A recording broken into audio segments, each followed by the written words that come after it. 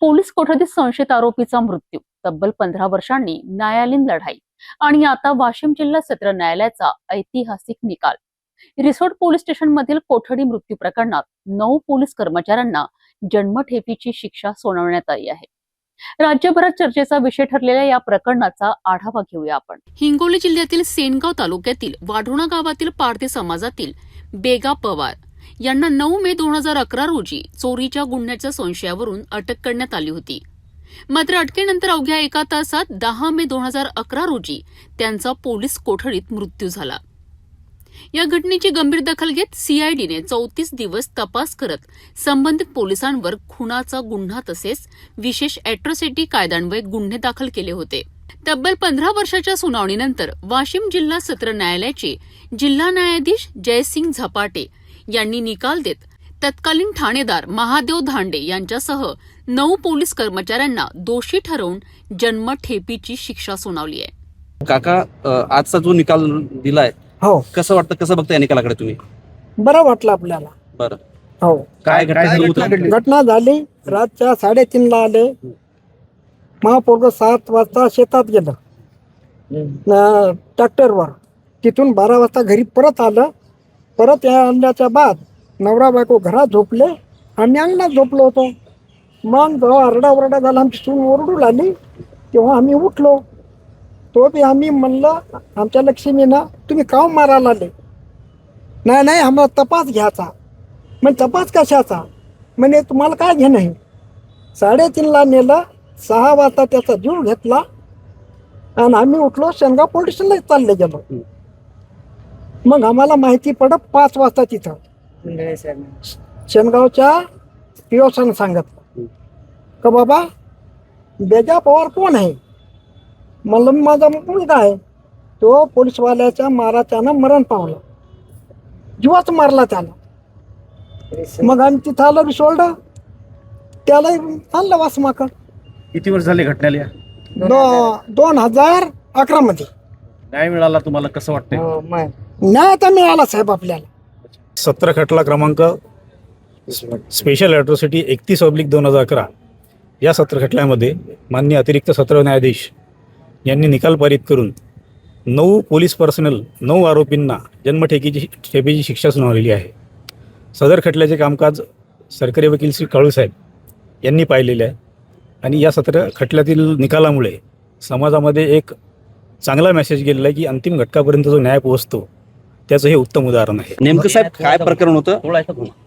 याच्यामध्ये असं घटना घडली होती की 9/5/2011 पारधी समाज जो वाढवण्या गावामध्ये राहत होता, सेनगाव तालुका, या ठिकाणी रिसोड पोलीस स्टेशनचे पोलीस जे होते ते गेले आणि रात्री 3:30 वाजता म्हणजे 10:05-11च्या पहाटे घरातून बेग्या नैनू पवार आणि शेतामधून राजू शेषराव पवार या दोघांना त्यांनी उचलून पोलीस स्टेशनला नेलं आणि त्या ठिकाणी अमानुष मारहाण केली.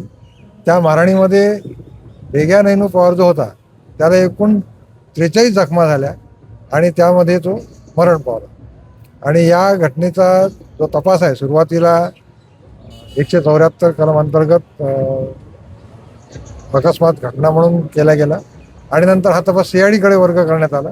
सीआयडीने त्याचा तपास पूर्ण करून 2011 मध्ये चार्जशीट फाईल केली आणि त्याच्यानंतर संपूर्ण तपासाच्या प्रमाणे एकूण 47 साक्षीदार या प्रकरणात तपासण्यात आले. 47 साक्षीदारांचा तपास झाल्यानंतर युक्तिवाद दोन्ही पक्षांचा ऐकल्यानंतर माननीय JP झपाटे अतिरिक्त सत्र न्यायालय वाशिम यांनी या प्रकरणात 9 जे आरोपी होते त्या 9 आरोपींना जन्मठेपेची शिक्षा सुनावली आहे.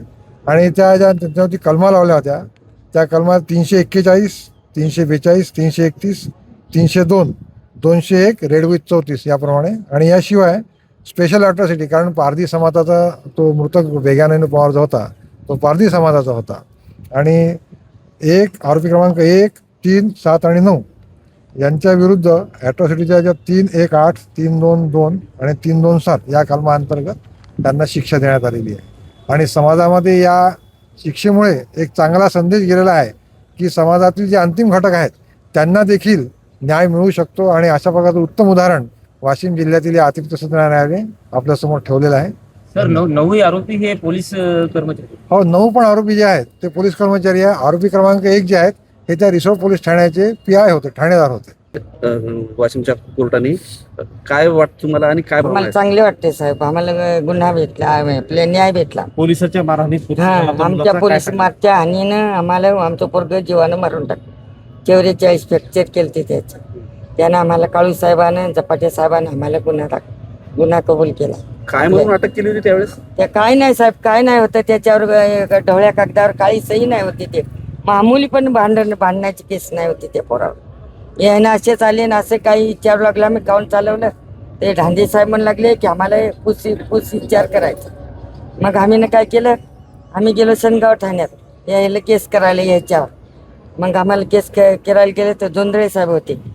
ते जोंधळे साहेबाला मग त्याचे आपले रिसोडाचे पोलीसवाले आले ते दोन आले. तर ते म्हणू लागले जोंधळे साहेबाला की बापा त्या रिसोडाच्या पोलीसवाल्यानं वेग्या पवारलं यानं जीवानं मारून टाकलं म्हणून. मग आम्ही उठलो, इथं आले. मग शाडी लोक अनवर्षक ते साहेब आले, आमचे जबाब घेतले सगळे सुन्नाचे आमचे. त्यानं फार चांगलं केलं आमचं आपल्या अनवर्षक साहेबानं आणि त्याच्या शाडीनं. त्यानं मग त्याच्यापेक्षा आपल्या काळू साहेबानं त्यानं लय आपल्यासाठी लय गुन्हा आपल्यासाठी जीवतो. त्यानं त्यानं आपल्याला नाही केलं. आम्हाला आई वडिलांनी त्यानं आम्हाला साथ दिली. काळू साहेबांनी. मुलाचं शिक्षण किती झालं होतं? नाही साहेब, ते 4थीतच होतं. ते म्हाताऱ्याचं अंग दुखू लागलं त्याच्यानं त्या मुलानं सोडून दिलं. मात्र ते तेवढं सोडून बी दिलं. त्याच्यावर काही कलम नाही होती की त्याच्या सुद्धा भांडणाची पण कलम नाही ती. एवढे आमच्या लोकांचं होतं, पारधी समाज होतं खरं, मात्र मराठीच्या पलीकडं लेकरू होतं. या ऐतिहासिक निकालामुळे कोठडीतील मृत्यू प्रकरणांबाबत न्यायव्यवस्थेचा कठोर संदेश गेल्याची चर्चा आहे. तर दुसरीकडे बेगा पवार यांच्या कुटुंबियांनी न्याय मिळण्याची भावना व्यक्त केली आहे.